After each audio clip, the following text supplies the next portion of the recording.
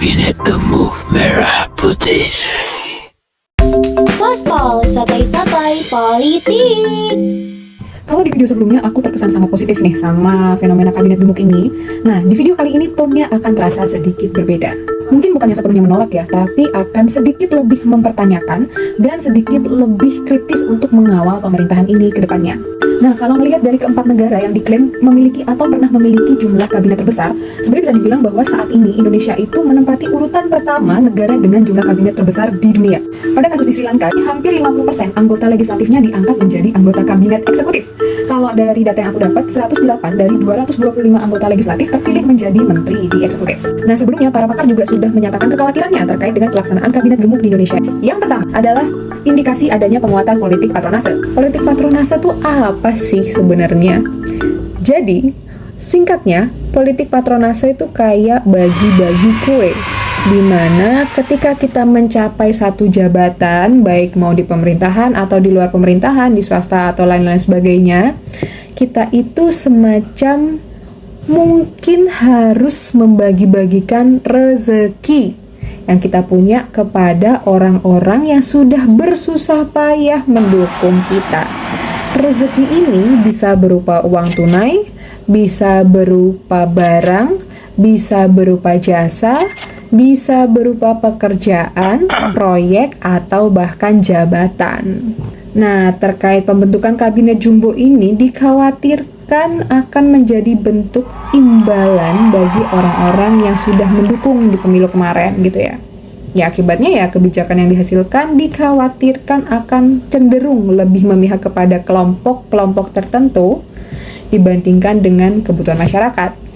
Kalau kita korelasikan dengan pengalaman Sri Lanka sama India tadi, ada beberapa faktor juga nih yang mirip sama poin pertama ini. Kalau di Sri Lanka itu kan adanya kekecewaan terhadap yang seharusnya legislatif ini bertindak sebagai oposisi, sebagai pengawas jalannya pemerintahan, sebagai pengawas anggaran pemerintahan itu dipakai apa aja. Kalau di India itu munculnya kekhawatiran pemerintahan nanti akan sedikit lebih berkompromi gitu prinsipnya kepada partai-partai koalisi. Kalau di Indonesia sendiri nih, terkait pengalaman di Sri Lanka memang gitu ya. Kalau di Sri Lanka kan hampir 50% anggota legislatifnya masuk di kabinet, tapi di Indonesia kan tidak bisa seperti itu. Cuman yang jadi kekhawatiran aku adalah masalahnya yang masuk di kabinet itu ketua-ketua partainya, dan mereka adalah ketua-ketua partai besar yang ada di legislatif gitu. Pertama ada Gerindra jelas, terus habis itu ada Demokrat, ada Golkar, ada PAN, dan memang sih nggak semua ketua partai itu masuk di kabinet. Yang masuk itu kan ada Zulkifli Hasan dari PAN, PKB dengan Cak Muhaimin Iskandar, Mas AHY, Agus Harimurti Yudhoyono dengan Partai Demokrat, terus ada Pak Bahlil dengan Partai Golkar, dan ya yes we know, Gerindra sendiri kan partai pemenang dan mereka menguasai eksekutif kan. Ya semoga ini nggak kejadian di Indonesia ya, cuman memang kekhawatirannya dengan ketua-ketua partai ini masuk di dalam kabinet, akhirnya aspirasi partai yang berada dalam legislatif yang seharusnya menjadi pengawas, seharusnya menjadi kontrol terhadap jalannya pemerintahan ini akan cenderung lebih melempem gitu. Akhirnya ya mekanisme check and balance, pemisahan kekuasaan itu akan lebih lemah, bahkan kurang gitu. Belum lagi partai-partai lain yang tidak mengirim anggota partainya ke dalam kabinet ini sudah menyatakan akan mendukung gitu kan. Aku sangat tidak berharap partai-partai yang tidak mengirimkan atau mungkin partai-partai yang ada di parlemen itu akan jadi melempem gitu ya. Tetap berharap adanya oposisi yang kuat gitu, karena gimana pun jalannya pemerintahan memang harus ada penyeimbangnya, harus ada pihak-pihak yang mengontrol gitu. Dan dengan sistem kita presidensial yang demokratis itu kan sama seperti Sri Lanka, di mana presiden dan jajarannya harus mempertanggungjawabkan kinerjanya di hadapan parlemen, di hadapan legislatif, dan ya nggak boleh lah, jangan sampai legislatif itu melempem. Walaupun ya kita tahu ya, Kalau kata Bambang Pacul, Korea-Korea itu kan akan selalu menurut ketua partai gitu. Ini Korea-Korea ini semua menurut bosnya masing-masing. Iya, tolonglah ya, jangan sampai kejadian. Yang terpenting dari dari penjelasan pertama ini, dari ribetnya kalimat-kalimat tadi ya, itu intinya adalah kenapa harus ada pengawasan itu biar pemerintahan dan kebijakan-kebijakannya itu tetap sesuai dengan tuntutan masyarakat gitu. Itu sih. Jadi nggak karena kepartaian aja gitu, tuntutan kepartaian aja. Apalagi kan kepartaian ada pemerintahan gitu. Belum lagi jangan sampai akhirnya kepartaian ada anggotanya. Intinya gitulah. Intinya sesuai dengan kebijakan yang dihasilkan ini sesuai dengan tuntutan mayoritas masyarakat, bukan tuntutan sekelompok tertentu aja. Terus yang kedua itu terkait dengan pengambilan kebijakan. Dengan jumlah kementerian yang semakin banyak, tentunya komunikasinya juga akan semakin rumit kan. Dan dikhawatirkan kebijakan yang dihasilkan ini akan bersifat kalimat ilmiahnya fragmentaris, atau ya nggak menyeluruh, nggak utuh gitu, cuman tersegmen. Misalkan kebijakan ini dari kementerian ini, terus habis itu nanti kepisah lagi kebijakan terkait hal yang sama, kepisah kementerian, beda lagi regulasinya, kan ribet ya. Akhirnya juga buat mendapatkan hasil kebijakan yang utuh, yang terintegrasi itu memakan waktu yang lebih lama karena lintas kementerian gitu loh. Kementeriannya semakin detail, koordinasinya akan semakin butuh waktu dan butuh mekanisme-mekanisme yang lebih panjang gitu. Terkait dengan kewenangan, kita tahu semakin kompleks kabinet, semakin rincinya kementerian itu, jangan sampai ada kewenangan yang saling tumpang tindih. Kemarin juga kita kan sempat ngalamin kasus kewenangan tumpang tindih antara MK sama DPR. Dengan kementerian yang semakin rinci gitu, nanti jangan sampai ada satu urusan itu saling sama nih kewenangannya gitu kan. Loh, ini kan urusannya kementerian ini, tapi ini juga di sini juga. Gimana harusnya siapa gitu. Jangan sampai juga ada kebingungan kewenangan. Nanti ada satu masalah karena karena satu ini tupoksinya terlalu detail ke sini, satu ini terlalu detail ke sini, nanti jadi kayak bingung. Kita nggak ngurusin. Kita bingung ini siapa. Jangan sampai kayak gitu juga. Nah, terkait dengan kementerian yang saling beririsan ini, sebenarnya ya saya merangkum beberapa. Nah, saya merangkum nih, ada beberapa kementerian yang mungkin saling berkaitan dan saling beririsan karena bisa jadi sebelumnya, di periode sebelumnya, itu mereka di satu badan yang sama.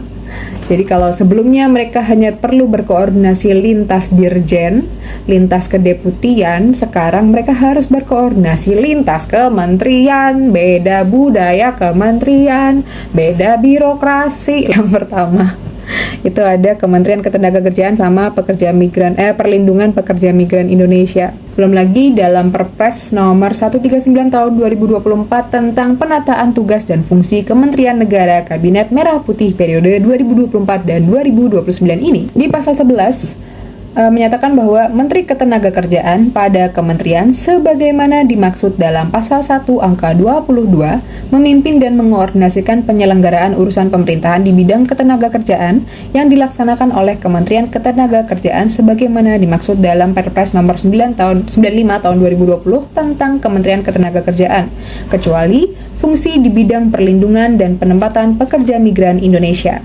Terus juga di pasal 12 disampaikan Menteri Perlindungan Pekerja Migran Indonesia atau Kepala Badan Perlindungan Pekerja Migran Indonesia pada kementerian sebagaimana dimaksud dalam pasal 1 angka 23 memimpin dan mengoordinasikan penyelenggaraan suku usaha pemerintahan perlindungan pekerja migran yang berupa lingkup usaha pemerintahan di bidang ketenagakerjaan yang dilaksanakan oleh Kementerian Ketenagakerjaan sebagaimana dimaksud dalam Kedua, penyelenggaraan urusan pemerintahan di bidang pelaksanaan kebijakan pelayanan dalam rangka penempatan dan perlindungan pekerja migran Indonesia yang dilaksanakan oleh Badan Perlindungan Pekerja Migran Indonesia sebagaimana dimaksud dalam peraturan presiden nomor 29 tentang perlindungan pekerja migran Indonesia. Sebenarnya memang sedikit lebih rinci sih, cuman nanti ketika memang ada permasalahan terkait dengan pekerja, apakah akan sepenuhnya dilepaskan kepada Kementerian Perlindungan Pekerja Migran Indonesia, atau jangan sampai nanti ada tumpang tindih, misalkan ada dirjen di dalam Kementerian Ketenagakerjaan yang juga mengurusi permasalahan itu gitu loh. Habis itu juga ada Kementerian Perumahan Rakyat dan Kawasan Pemukiman dan Kementerian Pekerjaan Umum. Dalam peraturan presiden yang sama itu juga mengatur terkait dengan bedanya kementerian ini, tapi sebenarnya saling beririsan sih. Di mana di pasal 13, Menteri Pekerjaan Umum pada kementerian sebagaimana dimaksud dalam pasal 1 angka 27 memimpin dan mengorganisasikan penyelenggaraan urusan pemerintahan di bidang pekerjaan umum yang dilaksanakan tentang Kementerian Pekerjaan Umum dan Perumahan Rakyat kecuali fungsi di bidang pengembangan kawasan permukiman. Di pasal 14 dijelaskan juga Menteri Perumahan dan Kawasan Permukiman pada kementerian sebagaimana dimaksud dalam pasal 1 angka 28 memimpin dan mengordinasikan penyelenggaraan urusan pemerintahan di bidang perumahan dan suburusan pemerintahan kawasan permukiman yang merupakan lingkup urusan kementerian di bidang pekerjaan umum yang dilaksanakan oleh Kementerian Pekerjaan Umum dan Perumahan Rakyat sebagaimana dimaksud dalam pasal. Sebenarnya kalau dari dua pasal ini nih lebih ngeri lagi sih, lebih saling beririsan lagi karena memang sebelumnya kan mereka ada di Kementerian PUPR gitu. Tapi gimana sih sebenarnya batasan luang lingkup Kementerian Pekerjaan Umum yang mana nanti mungkin akan membawahi juga fasilitasi jalan dan lain sebagainya. Terus gimana kewenangan dari Kementerian Perumahan dan Kawasan Permukiman? At least kawasan permukimannya lah gitu ya. Apa nanti yang bakal diurusin? Apakah akan saling beririsan gitu? Jangan sampai nanti akan ada tumpang tindih yang akhirnya akan menghambat kinerja dari dua kementerian ini. Terus yang ketiga, ini aku lebih detail lagi bahasnya karena buat aku ini kementerian yang aku agak bingung ya, kenapa harus dipisah ya. Yang ketiga nih ada Kementerian Hak Asasi Manusia. Sebelumnya kan bidang hak asasi manusia ini di bawah Kementerian Hukum dan HAM dengan Dirjen Hak Asasi Manusia. Kalau ngelihat dari evaluasi kinerja di bawah Kemenkumham, jujur namanya kementerian pasti akan mengeluarkan output kebijakan kan.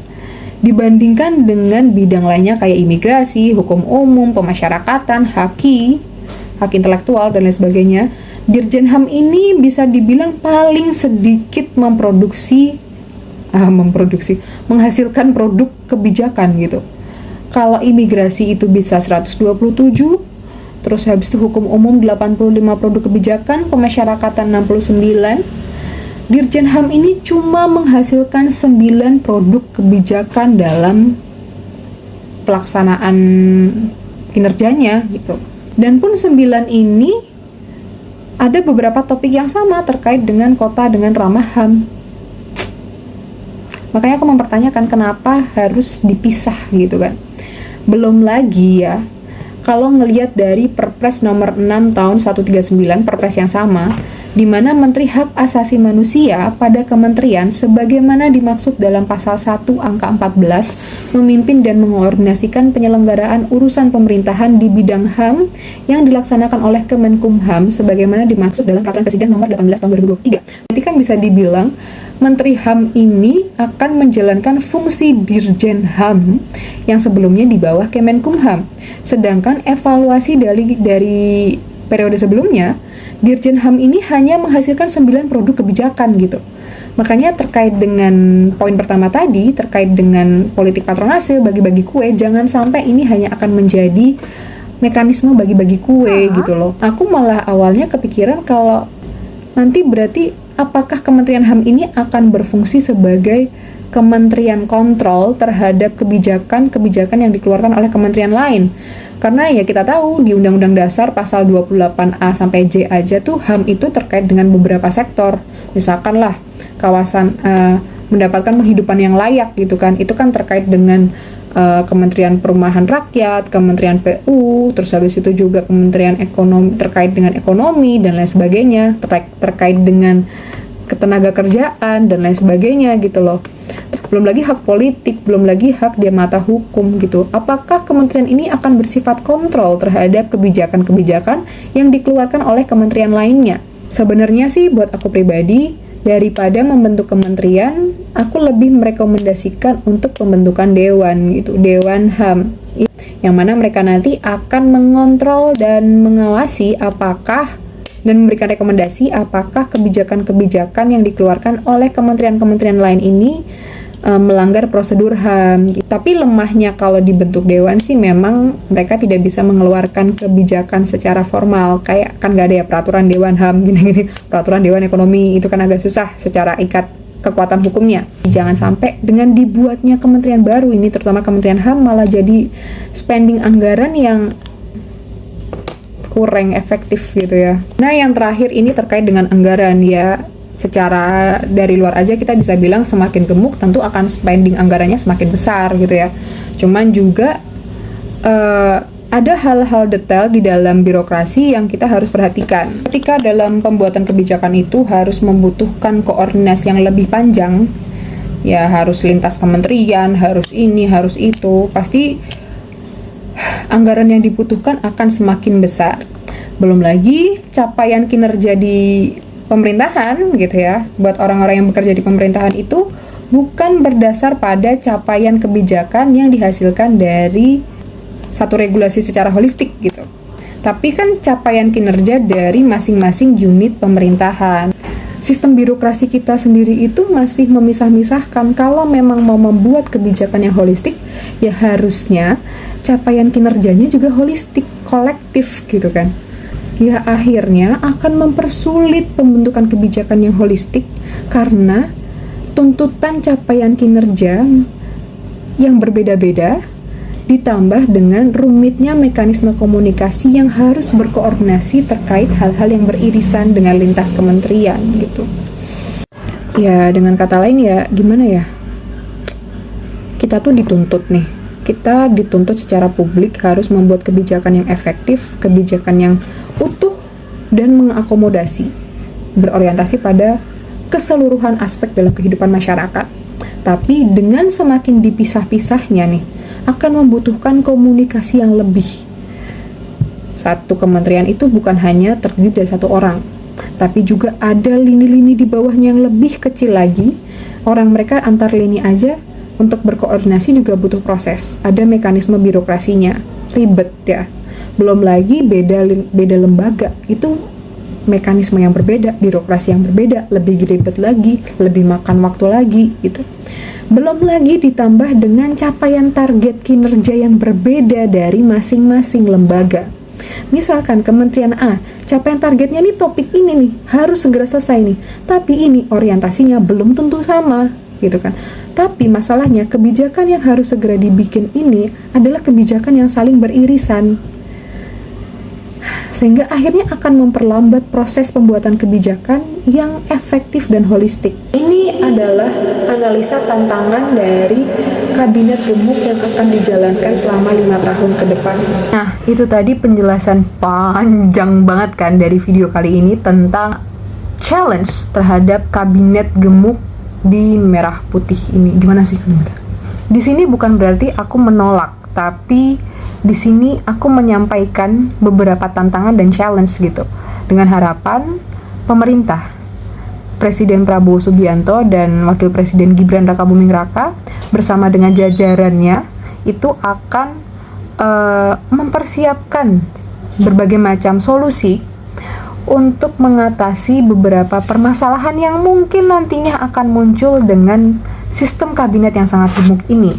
Sekian Sospol kali ini. Terima kasih sudah menonton rangkaian videonya. Bye. Kalau kalian punya info lagi atau punya masukan lagi mau bahas apa, bisa klik bisa tulis di komen.